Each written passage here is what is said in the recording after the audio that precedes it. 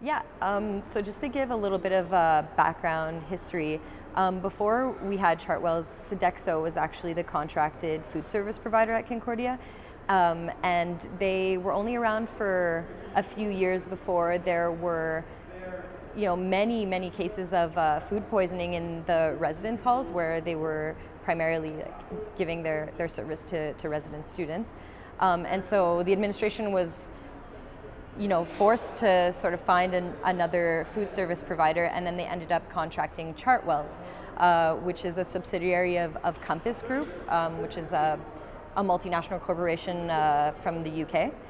And so the Chartwell's contract was for a duration of 12 years, and they actually ended up staying for 15 upon, I suppose, negotiations with the administration.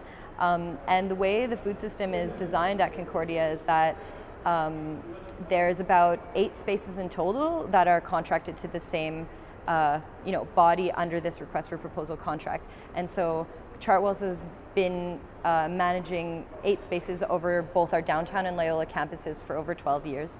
And they also are the main providers of the resident students' meal plans. So it means that as a resident student, one is forced pretty much into buying into this meal plan as well, which costs well over $1,000 a semester.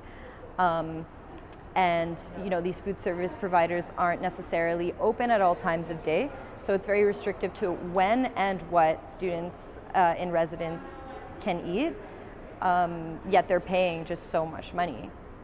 So it's quite problematic, and you could speak to almost any resident student at Concordia over that were there for any year, and they have the same complaints to make about the food service providers. And it's understandable that it's quite a big capacity that these food service providers need to serve, but it can very well be done in a more sustainable and a more sound way.